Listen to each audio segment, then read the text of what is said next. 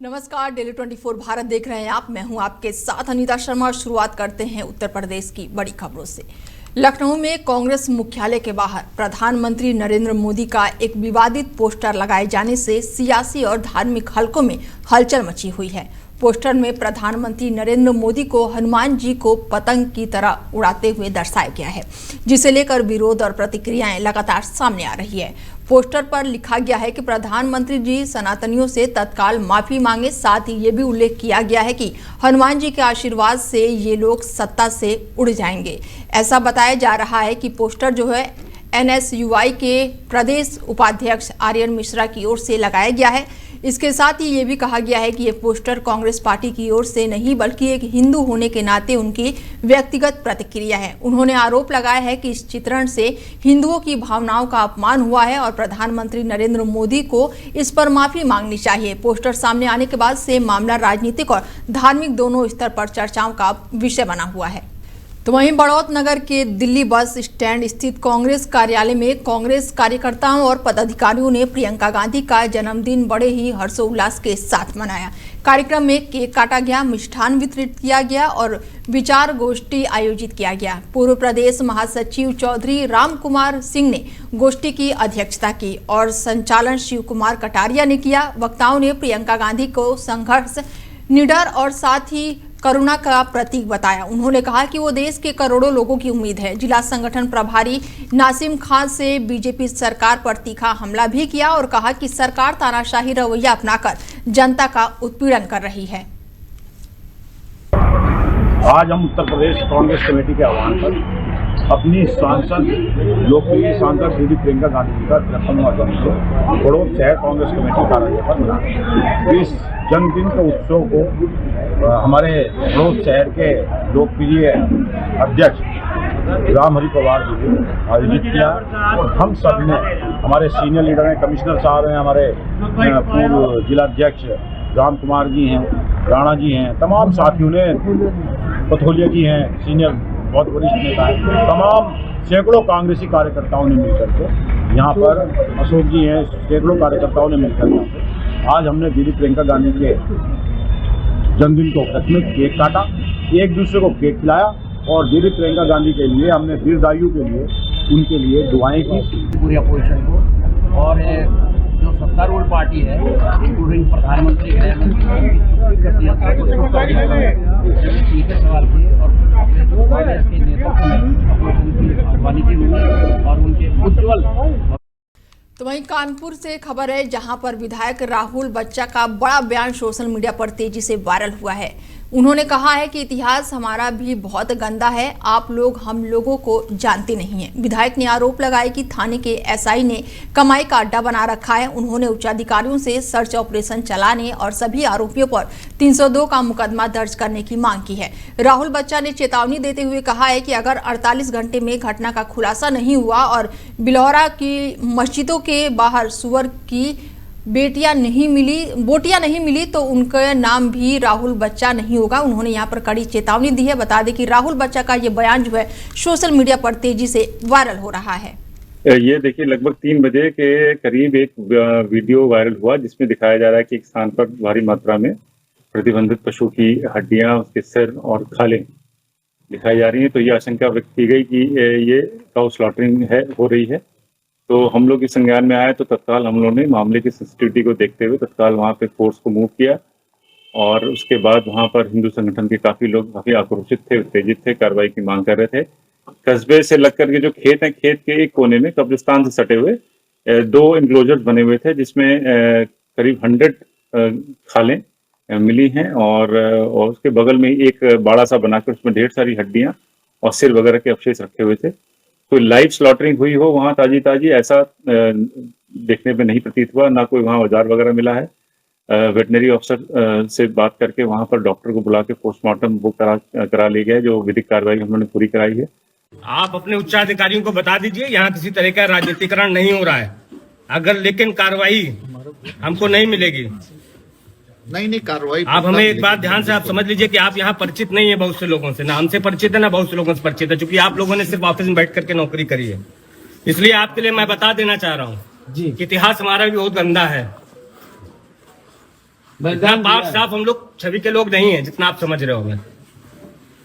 नहीं कार्रवाई पक्की होगी, इसमें कोई दो राय नहीं। ये बुलडोजर चल रहा है। कल सुबह जितनी मानसी दुकान है वहाँ पर बुलडोजर चलाइए सबसे और पहले। सड़क पे खुलेआम कट रहे हैं। खुलेआम मांस बिकता है, यहाँ पर कई बार मैंने महिलाएं भी निकलती है हमारी। देखिए उसके बाद भी यहाँ पर सिर्फ थानों में ये जो लोकल एसआई हैं, ये सिर्फ कमाई का अड्डा बना करके रखा है इन्होंने थानों को। ये देखिए लगभग 3 बजे के तो वहीं जनपद अयोध्या में 18 जनवरी से श्रावण धाम महोत्सव का आयोजन होने जा रहा है। जिलाधिकारी ने बताया कि ये महोत्सव पर्यटन विभाग की देखरेख में कराया जा रहा है। जिलाधिकारी ने जनपद वासियों से अपील करते हुए कहा कि इस महोत्सव में आने वाले लोग श्रावण धाम की ऐतिहासिक विरासत की झलक देख सकेंगे। उन्होंने ये भी कहा कि महोत्सव बच्चों और युवाओं के लिए शैक्षिक और सांस्कृतिक दृष्टि से बेहद ही अनुभव लेने लायक होगा। साथ ही जिलाधिकारी ने बताया कि अयोध्या धाम के रामायण सर्किट से श्रवण धाम को जोड़ने की कवायद भी शुरू की जा चुकी है। जिला प्रशासन द्वारा दिनांक 18 जनवरी 2026 से 20 जनवरी 2026 तक श्रवण धाम महोत्सव अंबेडकर नगर जनपद में मनाया जा रहा है। ये कार्यक्रम जो है पर्यटन विभाग द्वारा किया जा रहा है। इसमें अंबेडकर नगर के समस्त जनपद वासियों से मेरी अपील है कि वो इस कार्यक्रम में जरूर आएं। इसमें न सिर्फ अंबेडकर नगर और श्रवण क्षेत्र की जो विरासत है और जो ऐतिहासिक वहाँ की सांस्कृतिक गतिविधियाँ हैं उनका एक झलक देखने को मिलेगा, बल्कि बच्चों के लिए भी एक बहुत बड़ी सीख मिलेगी। साथ ही अयोध्या में राम मंदिर का जो निर्माण किया गया है, साथ ही अयोध्या का रामायण सर्किट से भी श्रवण धाम को जोड़ा जा रहा है। तो जो ऐतिहासिक पुराण है हमारे जनपद का प्लस हमारे देश का, उसके बारे में भी बच्चों को सीखने को मिलेगा। तो जनपदवासी आएंगे और विभिन्न हम लोगों ने सांस्कृतिक कार्यक्रमों के अलावा कवि सम्मेलन और लेजर शो और अन्य भी गतिविधियां रखी हैं जो एक आकर्षण का केंद्र बनेगा। श्रवण क्षेत्र जो है वो 2 नदियों के कॉन्फ्लुएंस पे बना है, जहां से तमसा नदी का उद्गम होता है। तो वो भी आप लोगों को एक मनोरम दृश्य देखने को मिलेगा। इसलिए मेरी सबसे अपील है कि वहां पे ज्यादा से ज्यादा संख्या में लोग आएं और अब इस सांस्कृतिक कार्यक्रम को सफल बनाएं। धन्यवाद। तो वहीं संगम नगरी प्रयागराज में 45 दिनों तक चलने वाले आध्यात्मिक मेले की शुरुआत 3 जनवरी को पौष पूर्णिमा से हो चुकी है। मकर संक्रांति से पहले ही संगम तट पर श्रद्धालुओं का भारी जनसैलाब देखने को मिला। हर तरफ सिर्फ श्रद्धालु ही नजर आ रहे हैं। प्रशासन के मुताबिक मकर संक्रांति का मुख्य स्नान पर्व 15 जनवरी को है, लेकिन उससे पहले ही लाखों श्रद्धालु संगम में आस्था की डुबकी लगाने पहुंच चुके हैं और इसे देखते हुए मेला प्रशासन ने मकर संक्रांति और मौनी अमावस्या को लेकर सभी तैयारियां पूरी कर ली है। तो वहीं यूपी के पीलीभीत जनपद के लिए बड़ी खुशखबरी है। केंद्रीय सरकार परिवहन एवं राजमार्ग मंत्रालय ने शामली गोरखपुर एक्सप्रेसवे को पुनः वाय पीलीभीत बनाने की मंजूरी दे दी है और ये कदम गन्ना विकास एवं चीनी मिल राज्य मंत्री संजय सिंह गंगवार की लगातार पैरवी और प्रयासों का परिणाम है। राज्य मंत्री संजय गंगवार ने 25 अगस्त 2025 को केंद्रीय मंत्री नितिन गडकरी को पत्र लिखकर और दिल्ली में उनसे व्यक्तिगत रूप से मिलकर एक्सप्रेसवे को पीलीभीत मार्ग से बनाने का अनुरोध किया था। फैसले से पीलीभीत जनपद वासियों और कार्यकर्ताओं में खुशी की लहर दौड़ गई है। खबरों में आगे बढ़ते हैं और बड़ी जानकारी निकलकर सामने आ रही है नोएडा से, जहां पर मेट्रो कैलेंडर में फोटो छापने के मामले में महेंद्र प्रसाद को लखनऊ अटैच किया गया और वो लंबे समय से नोएडा प्राधिकरण में ओएसडी के पद पर तैनात थे। कुछ समय पहले सीईओ लोकेश एम का फोटो बिना अनुमति के कैलेंडर में लगाया गया था और इसके बाद से महेंद्र प्रसाद ने खुद का फोटो भी कैलेंडर में छपवाया, जिससे मामला और भी गर्मा गया। इस पर तुरंत ही कार्रवाई करते हुए महेंद्र प्रसाद को मेट्रो के एग्जीक्यूटिव डायरेक्टर के पद से हटा दिया गया और अब उन्हें लखनऊ अटैच किया गया है। तो वहीं मकर संक्रांति के अवसर पर अयोध्या में 15 जनवरी को खिचड़ी मेला और 18 जनवरी को माघ मेला मौनी अमावस्या आयोजित किया गया है। दोनों मेलों के दौरान श्रद्धालुओं की भारी भीड़ उमड़ने की संभावना जताई जा रही है। भीड़ को नियंत्रित करने के लिए अयोध्या जिला प्रशासन पूरी तरह से अलर्ट मोड पर है। श्रद्धालुओं की संख्या अधिक होने पर रूट डायवर्जन की व्यवस्था लागू की जाएगी और दूसरी तरफ अयोध्या को जोड़ने वाले सभी प्रमुख मार्गों पर होल्डिंग एरिया बनाए जाने की भी व्यवस्था की गई है। भीड़ बढ़ने पर श्रद्धालुओं को होल्डिंग एरिया में रोककर जत्था में प्रवेश कराया जाएगा। राम मंदिर और हनुमानगढ़ी क्षेत्र में अतिरिक्त पुलिस बल की तैनाती की जा रही है और जरूरत पड़ने पर श्रद्धालुओं को वैकल्पिक मार्ग से डाइवर्ट किया जाएगा। ये जैसा कि आप सभी अवगत हैं कि मकर संक्रांति का पर्व के अवसर पर यहाँ पे भारी संख्या में श्रद्धालु सरयू स्नान और तत्पश्चात विभिन्न देवालयों में जाकर के पूजा अर्चना करते हैं। इसके दृष्टिगत पूर्व वर्षों के बाद इस वर्ष भी संपूर्ण मेला क्षेत्र बांटा गया है और सभी जगहों पे पर्याप्त पुलिस एवं पीएसी का प्रबंध किया जा रहा है। साथ ही साथ जल में सुरक्षा के दृष्टिगत जल पुलिस और वॉलंटियर्स जो नाविक हैं हमारे यहाँ साथी, वो भी जो है वॉलंटियरली यहाँ पे सहयोग करते हैं। उन सबकी भी नामवार ड्यूटियाँ लगाई जा रही हैं। कुल मिलाकर के श्रद्धालुओं के सुगम और अच्छे दर्शनों के लिए हम लोगों ने पूरे प्रबंध कर दिए। रूट का डाइवर्जन फर्जी क्या कोई सिस्टम होगी?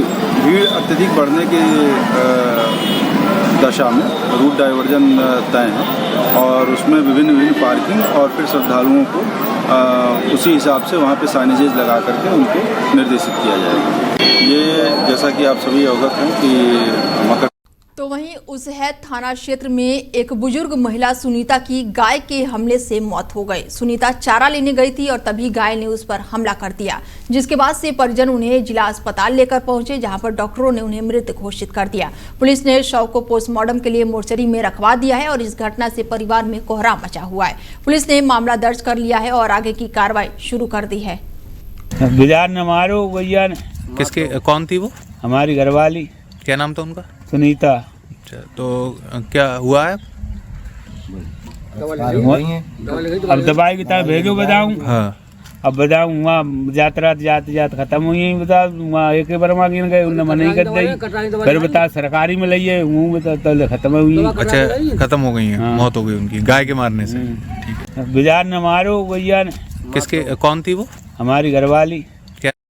बलरामपुर में सफाई कर्मचारियों की सुरक्षा और सम्मान को लेकर नगर पालिका की सराहनीय पहल सामने आई है। आदर्श नगर पालिका परिषद द्वारा आयोजित कार्यक्रम में सफाई कर्मचारियों को जैकेट और रेडियम जर्सी वितरित किया गया, ताकि वो विशेषकर रात्रि के ड्यूटी के दौरान सुरक्षित रह सके। अध्यक्ष डॉक्टर धीरेन्द्र प्रताप सिंह ने कहा कि नगर को स्वच्छ और स्वस्थ बनाए रखने के लिए सफाई कर्मचारियों की भूमिका बेहद ही अहम है और उनकी सुरक्षा नगर पालिका की प्राथमिकता है। वहीं ईओ लालचंद मौर्य ने बताया कि कर्मचारियों की सुविधा और सुरक्षा के लिए आगे भी ऐसा प्रयास जारी रहेगा। कार्यक्रम में नगर पालिका के अधिकारी और बड़ी संख्या में सफाई कर्मचारी भी मौके पर मौजूद रहे।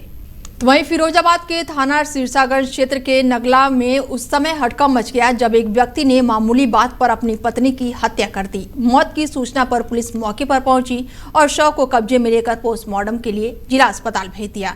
पुलिस ने जब हत्याकांड की कड़ियों को जोड़ना शुरू किया तो ग्रामीणों ने बताया कि आशुतोष और उनकी पत्नी दोनों के बीच लगभग 1 साल से आए दिन झगड़ा होता रहता था और जब पुलिस ने जांच को आगे बढ़ाया और आरोपी से पूछताछ की तो आरोपी ने बताया कि सुबह दोनों में झगड़ा हुआ और आवेश में आकर उसने अपनी पत्नी का गला काट कर हत्या कर दी। पुलिस ने मौके से आरोपी को गिरफ्तार कर लिया है और आगे की कार्रवाई फिलहाल शुरू कर दी है।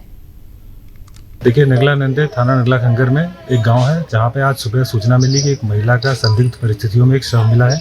मौके पर थाना पुलिस द्वारा, फील्ड यूनिट द्वारा जितने भी यहाँ फिजिकल एविडेंस थे उसको इकट्ठा किया गया। इनके मायके वालों को सूचना दी गई। मौके पर मायके वाले आए और जो उधर से जानकारी मिली घटनास्थल से, वो ये जानकारी निकली जो अगल बगल के प्रत्यक्षदर्शी हैं, अगल बगल घर वाले, उनसे जब बातचीत में ये पता चला कि इन जो पति पत्नी है, जिनका जो पति का नाम आशुतोष है और इनकी पत्नी लता है, जो करीबन 20 साल से एक साथ एक घर में रह रहे थे।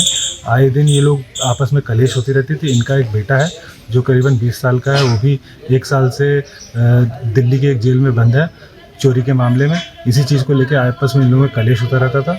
आज सुबह आवेश में आकर, इसी झगड़े की वजह से आवेश में आकर आशुतोष ने अपनी पत्नी का गला काट के हत्या कर दी और मौके से जो आशुतोष को गिरफ्तार कर लिया गया है। तहरीर भी प्राप्त कर ली गई है और भी जो भी विधिक कार्रवाई होगी वो आपको अवगत करा दी जाएगी। देखिए, नगला नंदे थाना नगला खंगर में तो वहीं थाना आलमबाग के गढ़ी कनौर क्षेत्र में एक मोटरसाइकिल ने मासूम को टक्कर मार दी। मोटरसाइकिल पर आगे पीछे दोनों नंबर की प्लेट नहीं थे। सूत्रों की माने तो मोटरसाइकिल पर 3 युवक सवार थे और सड़क पर बिना किसी डर के फर्राटे भर रहे थे और इसी दौरान उन्होंने मासूम को जोरदार टक्कर मार दी। पुलिस घटना की जांच में जुटी हुई है और बिना नंबर की मोटरसाइकिल की तलाश लगातार की जा रही है। राजधानी लखनऊ में चोरों के हौसले बुलंद हो चुके हैं। घटना आलमबाग के मानक थाना क्षेत्र का बताया जा रहा है, जहां पर चोरों ने अपना निशाना बनाया है श्याम मंदिर को और देर रात करीब 1 बजे चोरों ने मंदिर की दान पेटी तोड़ी, नकदी लेकर मौके से फरार हो गए। सुबह ताला टूटा देखकर स्थानीय लोगों में काफी आक्रोश बढ़ गया। सूचना मिलते ही मौके पर पुलिस पहुंची और मामले की जांच पड़ताल में जुट गई। ऐसी घटनाएं मानक नगर पुलिस की कार्यप्रणाली को कटघरे में खड़ा करती है। मुख्यमंत्री के सख्त निर्देश के बावजूद भी राजधानी में चोरी की घटनाओं पर अब लगातार बड़े सवाल। तो वही खबर जो है अब संभल से है, जहां पर मोबाइल रिपेयरिंग को लेकर दुकानदार और ग्राहकों के बीच जमकर मारपीट की घटना सामने आई है। मारपीट में दोनों पक्षों के 4 लोग गंभीर रूप से घायल बताए जा रहे हैं। घायलों को बैजोई सीएचसी अस्पताल में भर्ती कराया गया है, जिसके बाद से दोनों पक्षों की तहरीर पर 8 लोगों पर केस दर्ज किया गया है। मामले का वीडियो भी सोशल मीडिया पर तेजी से वायरल हो रहा है। स्थानीय पुलिस भी मामले की जाँच पड़ताल में फिलहाल जुटी हुई है। तो वहीं अलीगढ़ पुलिस ने अंतर जनपदीय सेक्स रैकेट का भंडाफोड़ किया है, जिसमें यूपी, दिल्ली और झारखंड की रहने वाली महिलाओं को अवैध रूप से सेक्स रैकेट में शामिल करने पर पुलिस ने इन्हें गिरफ्तार किया है। अलग अलग रूप से होटलों में संचालित इस अवैध सेक्स रैकेट में कुल 17 लोगों को पुलिस ने फिलहाल गिरफ्तार किया है। सेक्स रैकेट में शामिल पुरुष और महिलाएं लंबे समय से इस गिरोह में शामिल थे। पुलिस ने मुखबिर की सूचना पर इस गिरोह का भंडाफोड़ किया है। पुलिस ने होटल से लैपटॉप, सीडी और तमाम अवैध चीजें भी बरामद कर ली है। की गई है। इसमें एक सूचना प्राप्त हुई थी कि 2 hotel Chauhan complex, skywalk hotel और मैराकी होटल, इन दोनों पर जो है अनुचित काम हो रहा है। इसमें तत्काल रूप से जो थाना बन्ना देवी की फोर्स है और जो विधिक प्रक्रिया अपनाते हुए वहाँ पर मजिस्ट्रेट के साथ और महिला पुलिस के साथ जब वहाँ पे गए तो वहाँ पर पता चला कि वहाँ पे अनैतिक देह व्यापार किया जा रहा है। और इस संबंध में जो है थाना बन्ना देवी पर 33/26 मुकदमा पंजीकृत किया गया है और 15 लोगों को गिरफ्तार किया गया है। इसमें जो है तकनीकी साक्ष्य भी इकट्ठा किए जा रहे हैं, जैसे कि सीसीटीवी और जो फ़ोन के माध्यम से जो जानकारी है, और इसमें पूरा जो नेटवर्क है उसका जो है भांडाफोड़ किया गया है। सर, कितने लोग शामिल हैं और कौन कौन है? इस समय वर्तमान में जो मुख्य अभियुक्त है वो एक रविंदर नाम का व्यक्ति है, उसका ही रविंदर और जो एक राहुल नाम का व्यक्ति है, इन्हीं का जो है होटल था चौहान वाला, और एक शुभम शर्मा नाम का व्यक्ति है जिसका होटल था मैराकी। ये लोग होटल के मालिक बताए जा रहे हैं। इस संबंध में भी जांच की जा रही है और जो बाकी लोग हैं वो इन्हीं के साथ जो है इनके सहयोगी थे और जो इनके साथ मिलकर ये काम करते थे, और बाकी जो साथ हैं वो कुछ जो और लोग थे वो वहाँ मौके से क्या क्या बरामद किया गया है सर? बरामद क्या है सर? बरामदगी? हाँ जी, कुछ युवतियाँ भी जो हैं वो इस समय जो गिरफ्तार हुई हैं, जो इसमें जो इस नेटवर्क में जो है शामिल हैं, उनको भी जो है इसमें जेल भेजा जा रहा है। कितनी संख्या बरामद? 7 महिलाएं हैं, 8 पुरुष हैं। जो 15 का जो ब्रेकअप है वो इस प्रकार है, 8 पुरुष हैं, 7 महिलाएं हैं। क्या क्या बरामद किया है?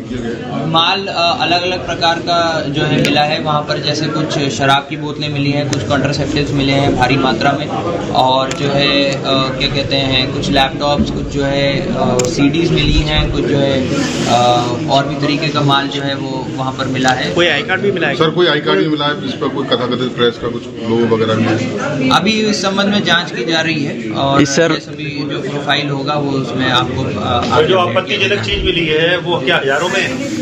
हाँ, काफ़ी भारी मात्रा में जो कॉन्ट्रासेप्टिव्स जैसे जो मिले हैं वो काफ़ी भारी मात्रा में मिले हैं, और इसीलिए जो है हमें पता चला कि एक जो है व्यावसायिक रूप से जो है ये काम किया जा रहा था उस। तो वहीं अकबरपुर कोतवाली क्षेत्र में सड़क सुरक्षा अभियान के तहत राहगीरों और वाहन चालकों को जागरूक किया गया। अभियान का उद्देश्य सड़क दुर्घटनाओं और मृत्यु दर को कम करना है। अकबरपुर यातायात प्रभारी जय बहादुर यादव राव ने बताया कि विशेष रूप से 2 पहिया वाहन चालक और पैदल यात्री तेज गति, हेलमेट और सीट बेल्ट न पहनने के कारण उच्च जोखिम में रहते हैं। अभियान में लोगों को सुरक्षा नियमों का पालन करना और शपथ लेने के लिए प्रेरित किया गया। राष्ट्रीय सड़क सुरक्षा माह के तहत जनवरी में आयोजित शून्य मृत्यु माह जैसे अभियान 18 और 45 साल के आयु वर्ग में सड़क हादसों को कम करने पर केंद्रित है। ये शासन की तरफ से राष्ट्रीय सुरक्षा माह मनाया जा रहा है 1 जनवरी से लेकर 31 दिसंबर तक। इसमें लोगों को जागरूक किया जा रहा है। आज हमारे नगर पालिका की तरफ से जागरूकता वो रैली निकाली गई है, जिसमें हेलमेट न लगाने, सीट बेल्ट, 4 पहिया वाहन सीट बेल्ट न लगाने और सड़क सुरक्षा के जो भी पॉइंट है सबके बारे में बताया जा रहा है। यहाँ तक हम का उद्देश्य क्या है और अम्बेडकर नगर के लोगों को किस तरीके से यातायात माह का उद्देश्य है, देखिए जो दुर्घटनाएं बढ़ रही हैं उनको कम करना है और यहाँ के लोगों को जागरूक करना है, जिससे कम से कम दुर्घटनाएं। अम्बेडकर नगर के लोगों से अपील आपकी क्या है? हमारी अपील यही है कि सब लोग यातायात नियमों का पालन करें, सुरक्षित यात्रा करें और जीवन को बचाएं। ठीक, ये शासन की तरफ से। तो वहीं यूपी के फिरोजाबाद के थाना रामगढ़ क्षेत्र में पुलिस और एक बदमाश के बीच मुठभेड़ का मामला सामने आया है और इस दौरान चोरी की घटनाओं में शामिल आरोपी ऋषभ पुत्र राज बहादुर को पुलिस ने गिरफ्तार किया है। पुलिस के मुताबिक चेकिंग के समय आरोपी ने पुलिस टीम पर फायरिंग की, जिसके बाद से जवाबी कार्रवाई में पुलिस ने बचाव करते हुए गोली चलाई, जिससे आरोपी के पैर में गोली लग गई और वो गंभीर रूप से घायल हो गया। घायल बदमाश को इलाज के लिए अस्पताल में भर्ती कराया गया है। पुलिस ने आरोपी के पास से चोरी के आभूषण, नगद और एक अवैध तमंचा, एक जिंदा कारतूस और एक खोखा बरामद किया है। पुलिस का कहना है कि आरोपी के खिलाफ पहले से भी कई आपराधिक मामले दर्ज हैं। तो वहीं पुलिस अब पूरे मामले की जांच पड़ताल में जुटी हुई है। देखिए, रामगढ़ पुलिस को सूचना ये मिली थी कि लालपुर मंडी एरिया में पटेल कारखाने के पीछे एक संदिग्ध व्यक्ति है और वो अपने कुछ साथियों का इंतजार कर रहा है और ये लोग किसी घटना को अंजाम देने के फिराक में हैं। इस सूचना पर रामगढ़ पुलिस ने तत्काल यहाँ दबिश दी है। पुलिस को देखते ही इसने पुलिस के ऊपर फायरिंग कर दी। आत्मरक्षार्थ में पुलिस ने भी फायरिंग की है, जिसके इससे पैर में गोली लगी है। तत्काल इसको इलाज हेतु ट्रामा सेंटर में भेजा गया है, जहाँ पुलिस सुरक्षा में इसका इलाज चल रहा है। गहराई से पूछताछ करने पर इसने अपना नाम ऋषभ बताया, जो दिव्यापुर औरैया जिले का रहने वाला है। साथ ही पूछताछ में इसने ये भी बताया कि दिनांक 5 और 9 जनवरी 2026 को रामगढ़ थाना क्षेत्र में जो चोरी की घटना हुई थी, इसने अपने 4 अन्य साथियों के साथ मिलकर उस चोरी की घटना को अंजाम दिया था। इसके पास से जो बरामदगी हुई है, एक अवैध तमंचा 315 बोर, साथ ही जो 5 और 9 जनवरी 2026 की घटना था उससे संबंधित माल 2400 रुपये और कुछ आभूषण इसके पास से बरामद हुए हैं। इसके विरुद्ध 1 दर्जन के लगभग अभियोग विभिन्न थाना क्षेत्र में और विभिन्न जिलों में पंजीकृत हैं। इसके जो 4 अन्य साथी हैं उसको जल्द ही हम लोग गिरफ्तार कर लेंगे। राजधानी लखनऊ के बालागंज क्षेत्र के श्री गौशालेश्वर हनुमान धाम मंदिर की 11वें दिन चल रहे यज्ञ, हवन और साथ ही सुंदरकांड का आज अंतिम दिन रहा। यहाँ के पुजारी ब्रिजेश शुक्ला जी सनातन धर्म के लिए हवन, यज्ञ, भंडारे और सुंदरकांड का आयोजन किया गया है। ऐसा बताया जा रहा है कि पुजारी ब्रिजेश शुक्ला 21 फरवरी को चित्रकूट जगत गुरु रामभद्राचार्य जी से मिलेंगे और साथ ही आने वाले शिवरात्रि में भी मंदिर प्रांगण में कार्यक्रम और बारात निकालने का आयोजन भी किया जाएगा। वहीं पुजारी जो हैं वो सीएम योगी आदित्यनाथ से मंदिर प्रांगण में आने के लिए प्रार्थना भी करेंगे। बाबा जी, आपका 11 दिन से अनुष्ठान चल रहा था, जो कि यज्ञ वगैरह थे और भी कार्यक्रम थे, तो आज आपका समापन 10 जो मंगलवार का था, क्या क्या आज के दिन कार्यक्रम हुए आपके? आज श्री गौशालेश्वर हनुमान धाम में बहुत सारे प्रभु के आशीर्वाद से बहुत भव्य भंडारा हुआ, हवन हुआ, भव्य 11 दिन से लगातार भव्य हवन चल रहा था और भव्य भंडारा चल रहा था 11 दिन से। और हनुमान जी श्री गौशालेश्वर धाम की कृपा दया है ये कि सोच लीजिए 11 दिन के बजाय अब 12 दिन नहीं 13 दिन भंडारा होगा यहाँ पर। ये समझिए श्री गौशालेश्वर की कृपा दया से, ये समझिए हनुमान जी महाराज की कृपा दया है। आप मुख्यमंत्री जी से मिलने के लिए गए थे जी, वहाँ के अधिकारियों ने आपके परमिशन ना होने की जो रोका गया था जी, तो उसके बाद आपको क्या मतलब जानकारी वहाँ से मिली मिलने के लिए? नहीं, अधिकारियों ने हमें रोकने के बाद में वहाँ से अधिकारियों ने मुझे आश्वासन दिया कि मैं आपको मिलवाऊंगा माननीय मुख्यमंत्री योगी आदित्यनाथ जी से, पर उन्होंने नहीं मिलवाया मुझे। लेकिन मैं माननीय मुख्यमंत्री योगी आदित्यनाथ से बस यही कहना चाहता हूँ कि इस दरबार में एक बार अगर वो आकर स्वयं देख लें और देखें कि भक्तों की किस प्रकार कृपा दया चल रही है। यहाँ पे हनुमान जी महाराज स्वयं सोच लीजिए प्रकट हुए हैं। हनुमान जी महाराज महान कृपा दया है। मेरे यहाँ पैसे रखे हुए थे, कोई लेके चला गया और फिर सोच लीजिए वो पैसे वापस रख के आ गए, 3 दिन बाद पैसे वापस आ गए मेरे। ये समझिए ये श्री गौशालेश्वर धाम की कृपा दया है भाई साहब। आप 21 फरवरी को चित्रकूट की ओर रवानगी करें, कितने दिन का प्रोग्राम आपका रहने वाला वहाँ पे? ये लगभग 11 से 12 दिन तक की चित्रकूट पहुँचने में समय लगेगा हमको और वहाँ अपने श्री जगत गुरु रामभद्राचार्य जी से मुलाकात करेंगे और उसके बाद में माननीय मुख्यमंत्री से मैं फिर आग्रह करता हूँ, प्रार्थना करता हूँ एक बार दरबार में आए और मुझे मिलने का अवसर प्रदान करें, मुझसे मिलें और मैं भी उनसे मिलना चाहता हूँ। वो तो इतने बड़े मठ के मालिक हैं, ठीक है, और हम तो यहाँ छोटे से श्री गौशालेश्वर धाम सेवक हैं, सेवा कर रहे हैं। मैं तो उनसे यही प्रार्थना करता हूँ, निवेदन करता हूँ कि एक बार इस दरबार में आकर के देखें किस प्रकार श्री गौशालेश्वर धाम की कृपा दया बरस रही है। अभी कहा जाए कि कुछ दिन अब शिवरात्रि पड़ने वाली है, तो क्या उसमें भी कुछ कार्यक्रम अगर आप? जी यहाँ पर शिवरात्रि में भी श्री गौशाला समुदाय की कृपा दया से शिवरात्रि में भी प्रोग्राम होगा और इस बार जो है शिवरात्रि में लगातार बरात निकालने के भी सारे प्रोग्राम होते हैं। तो यहाँ आपने देखा कि बाबा जी भी हमारे जो लगे हुए हैं, तो मुख्यमंत्री जी बाबा यही कह रहे हैं कि वो एक बार आ जाएं, उनके प्रांगण में भी मंदिर में आएं और जो भी सुचारू रूप से जो चीजें बंद पड़ी हैं उनको वो सही से मतलब आगे संचालित कर सकें। और तो वहीं पीलीभीत से एक चौंकाने वाली तस्वीर सामने आई है, जहां पर पीडब्ल्यूडी की सड़क की गुणवत्ता पर अब सवाल खड़े होने लगे हैं। ग्रामीणों ने सड़क को हाथों से उखाड़कर विरोध प्रदर्शन किया। सड़क उखाड़ने का वीडियो भी सोशल मीडिया पर तेजी से वायरल हो रहा है, जिसके बाद से विभागीय कार्यप्रणाली पर गंभीर आरोप लगाए जा रहे हैं। बताया जा रहा है कि यहां पर आमडर माधोइया मार्ग पर यह सड़क कुछ ही दिनों तक लाखों रुपए की लागत से बनाई गई थी, लेकिन पहली ही बारिश और सामान्य इस्तेमाल से सड़क की परतें हाथों से उखड़ने लगी है। इससे नाराज ग्रामीणों ने सड़क को उखाड़कर पीडब्ल्यूडी विभाग के खिलाफ प्रदर्शन किया। ग्रामीणों का आरोप है कि पीडब्ल्यूडी के कर्मचारियों और ठेकेदारों ने आपसी मिलीभगत कर घटिया सामग्री का इस्तेमाल किया है।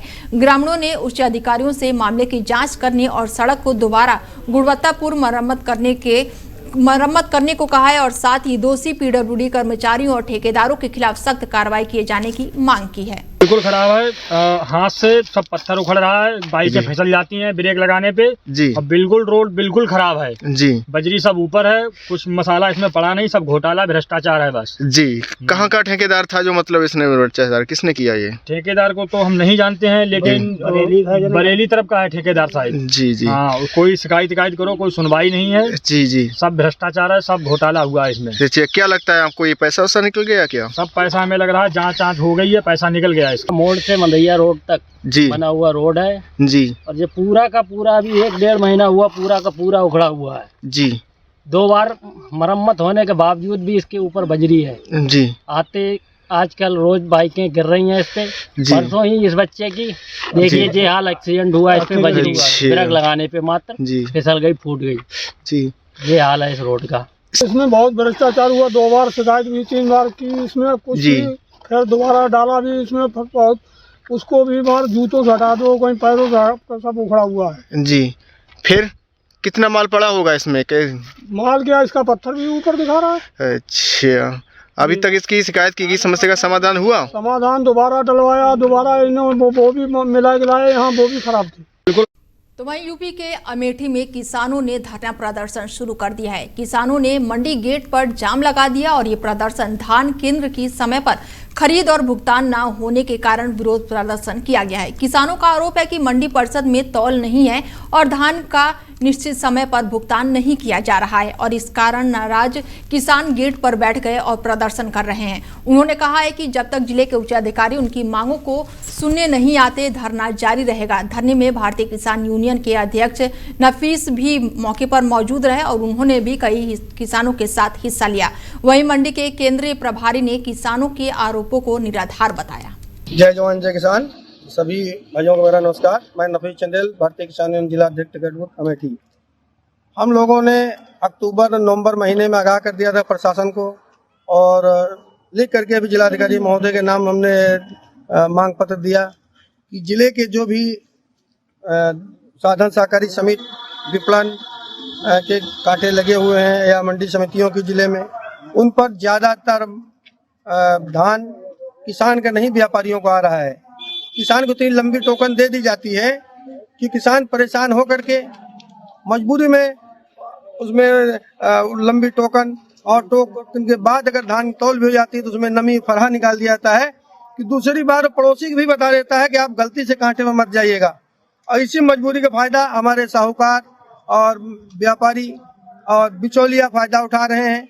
एमएसपी का जो भी लाभ है वो संपूर्ण किसान को 99% नहीं मिल पा रहा है, बीच में साहूकारों को बिचौलियों को मिल रहा है। एमएसपी का पूरा फायदा बिचौलिए ले रहे हैं। इसी पर हम लोग मंडी समिति जाफरगंज में अड़े हुए हैं कि अधिकारी सक्षम आए इनके।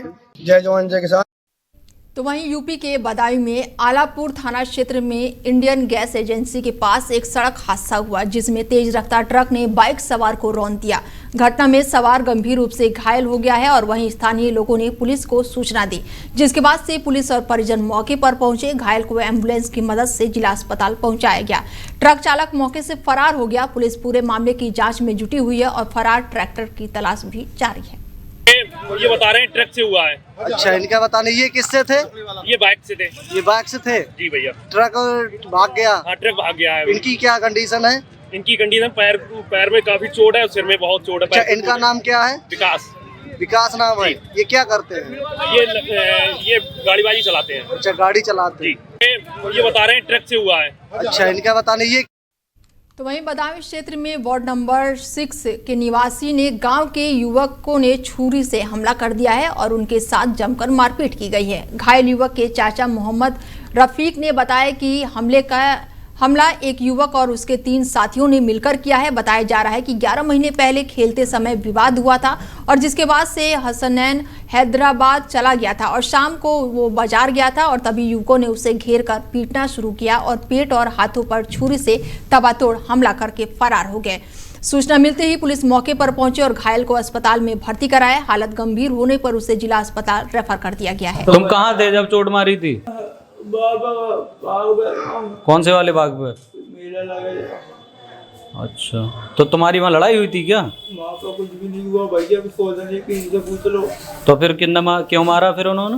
उन्होंने मारा, बोल रहा हूँ मैं, आज से 11 महीने पहले लड़ाई हुई है हमारी। अच्छा, 11 महीने पहले हुई है। पहले किस बात पे हुई थी? जब हुई थी फिर मैं चले गया था रात से बाहर। 11 महीने में आया हूँ।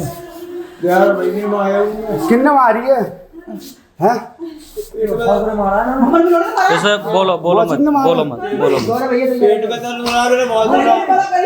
तुम कहाँ थे जब चोट मारी थी?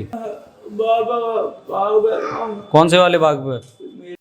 फिलहाल खबरें लगातार जारी है। बने रहिए आप हमारे साथ और देखते रहिए डेली 24 भारत। नमस्कार।